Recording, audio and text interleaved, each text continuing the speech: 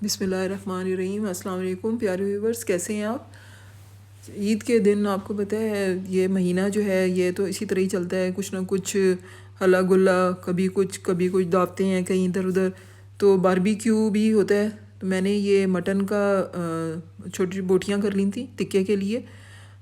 हम मुख्तलिफ़ चीज़ों के बनाएंगे इसमें। चाप्स भी हैं, मटन टिक्का भी है, चिकन टिक्का भी है और मुठी कबाब भी होंगे, जिस तरह मैंने आपको पहले बताया था कि हम प्लेटर्स में करेंगे। अब मसाले हम बताते हैं आपको कि ये है जी बारबेक्यू मसाला। सिर्फ ये जायके के लिए लिए आधा चम्मच।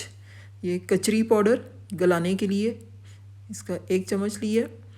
ये अजवाइन है, ये तो बारबेक्यू की आपको पता है जान है। हल्दी है छोटा चम्मच, और ये दड़ा मिर्च है 1 चम्मच बड़ा।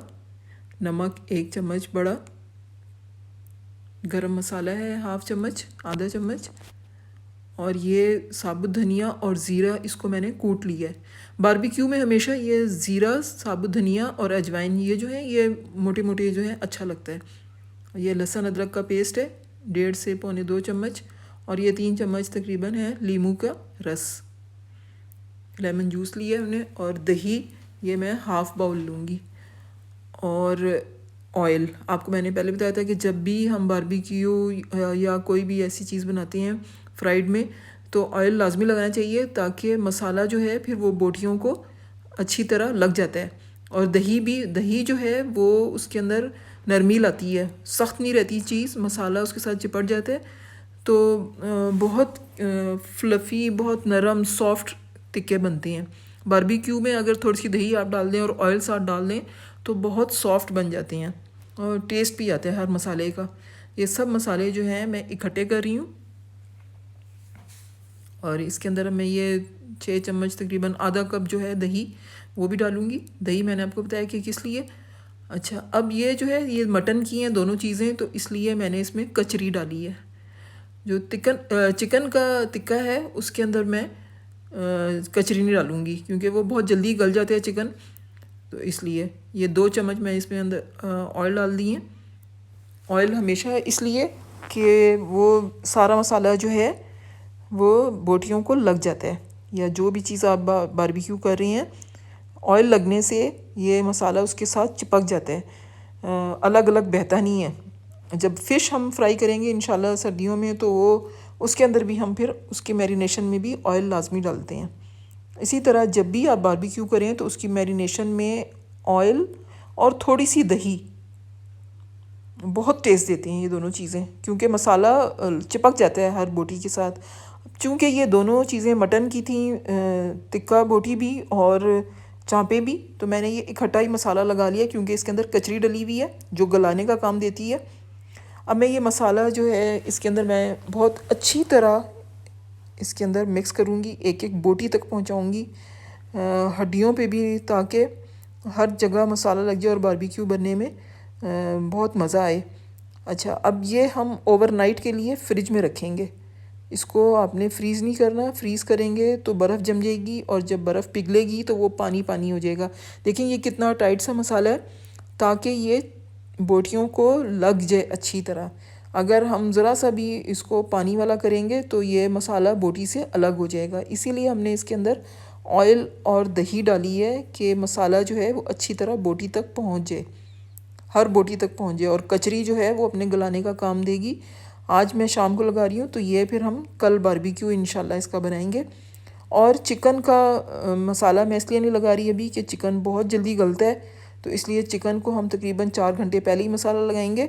यही सारा मसाला होगा, बिल्कुल यही, सिर्फ एक कचरी पाउडर नहीं होगा उसके अंदर।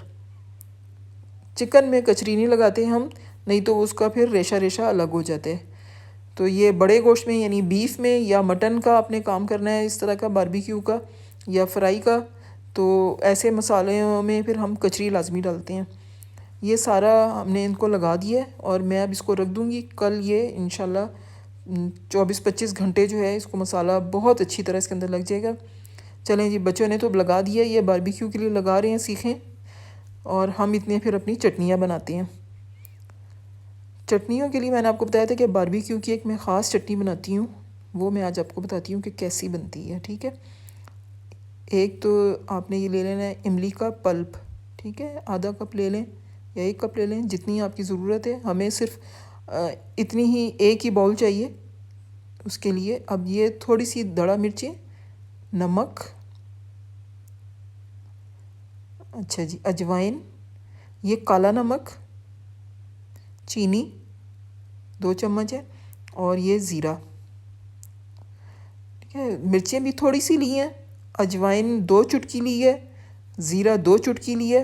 ये तो बारबेक्यू की चटनी बनेगी। और अब ये हरी चटनी, धनिया 1 मुट्ठी, 3 हरी मिर्चें हैं, थोड़ा सा पुदीने के पत्ते हैं, और अदरक और लहसुन, थोड़ी छोटी सी अदरक, और 2 जवे लहसुन के, उसको काट लिया हमने, और ज़ीरा है और नमक है। नमक हम चटनी पीसने के बाद डालते हैं, नहीं तो वो पानी बन जाती है बहुत ज़्यादा।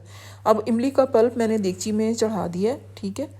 उसके अंदर मैं ये सारे मसाले डाल दूँगी, सिर्फ एक चीज़ छोड़ दूँगी जिसका जायका जो है वो बाद में डालने से आता है। अगर मैं उसको अभी डाल दूँगी तो उसका जायका इतना अच्छा नहीं आएगा, जो उसका आखिर में डालने से आएगा वो है काला नमक।